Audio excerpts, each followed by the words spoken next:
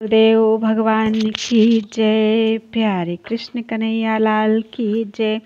श्रीमद् वाल्मीकि रामायण द्वितीय खंड का युद्ध कांड चल रहा है।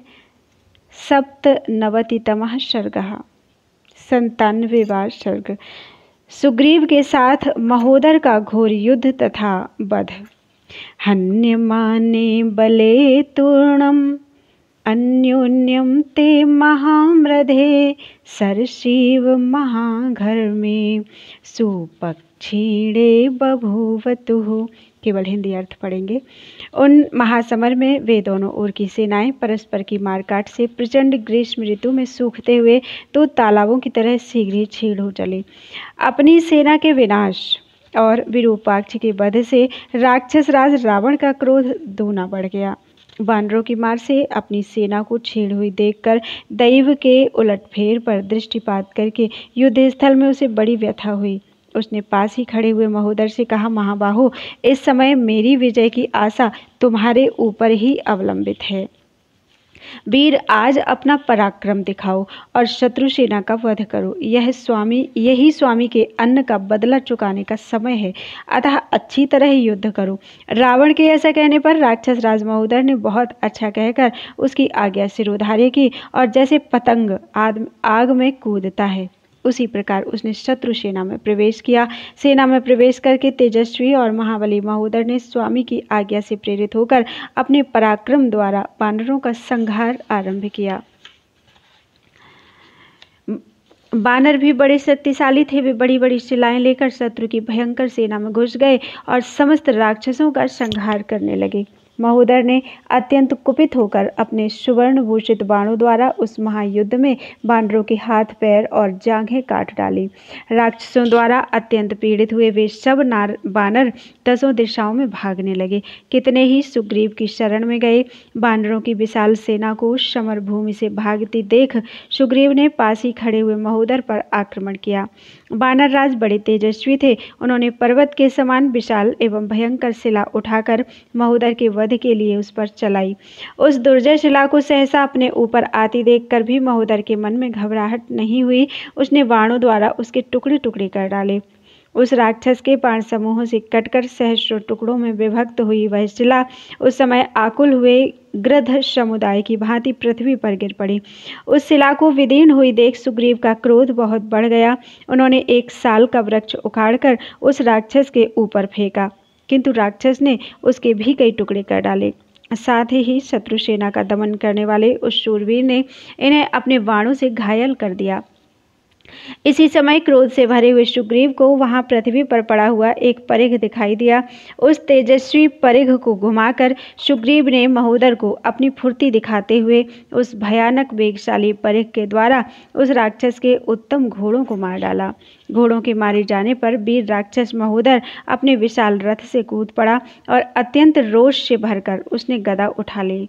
एक के हाथ में गदा थी, दूसरे के हाथ में परिघ। वे दोनों वीर युद्ध स्थल में दो शाणों और बिजली सहित दो मेघों के समान गर्जना करते हुए एक दूसरे से भिड़ गए। तदनंतर कुपित हुए राक्षस महोदर ने सुग्रीव पर सूर्य तुल्य तेज से दमकती हुई एक गदा चलाई।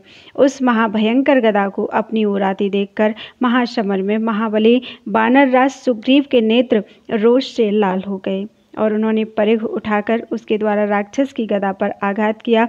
वह गदा फिर गिर पड़ी, किंतु उसके वेग से टकराकर सुग्रीव का परिघ भी टूट टूट कर पृथ्वी पर जा गिरा।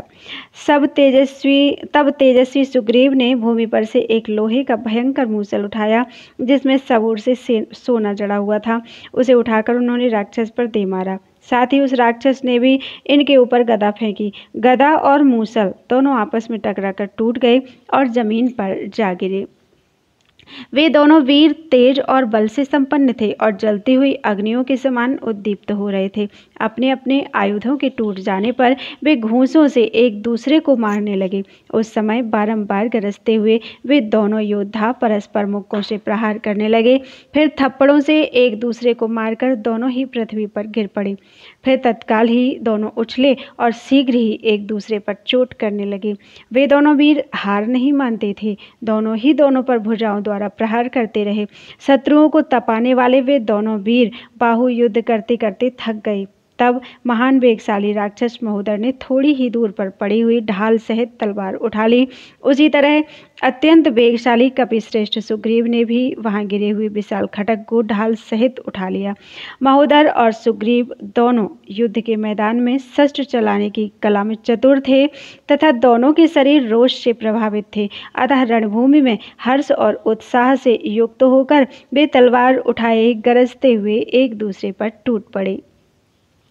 वे दोनों बड़ी तेजी से दाएं बाएं पैतरे बदल रहे थे। दोनों पर क्रोध बढ़ा हुआ था तथा दोनों ही अपनी अपनी विजय की आशा लगाए हुए थे। अपने बल पर घमंड करने वाले महान वेगशाली तथा शौर्य संपन्न दुर्बुद्धि महोदर ने अपनी वह तलवार सुग्रीव के विशाल कवच पर दे मारी।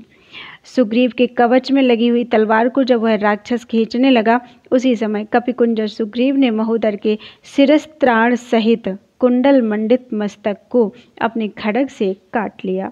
मस्तक कट जाने पर राक्षस राज महोदर पृथ्वी पर गिर पड़ा। यह देखकर उसकी सेना फिर वहां नहीं दिखाई दी। महोदर को मारकर प्रसन्न हुए बानर राज सुग्रीव अन्य बानरों के साथ गर्जना करने लगे। उस समय दशमुख रावण को बड़ा क्रोध हुआ और श्री रघुनाथ जी हर्ष से खिल उठे। उस समस्त राक्षसों का मन उस समय दुखी हो गया। उन सबके मुख पर विषाद छा गया और वे सभी भयभीत चित्त होकर वहां से भाग गए। महोदर का शरीर किसी महान पर्वत के एक टूटे हुए शिखर सा जान पड़ता था। उसे पृथ्वी पर गिराकर सूर्यपुत्र सुग्रीव वहां विजय लक्ष्मी से सुशोभित होने लगे, मानो अघर्षणीय सूर्यदेव अपने तेज से प्रकाशित हो रहे हों।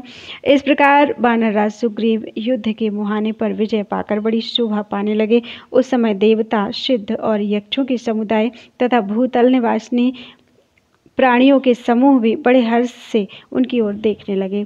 इत्यादि से श्रीमद् रामायणे वाल्मीकि आदि काव्ये युद्ध कांडे सप्तनवतितमः सर्गः।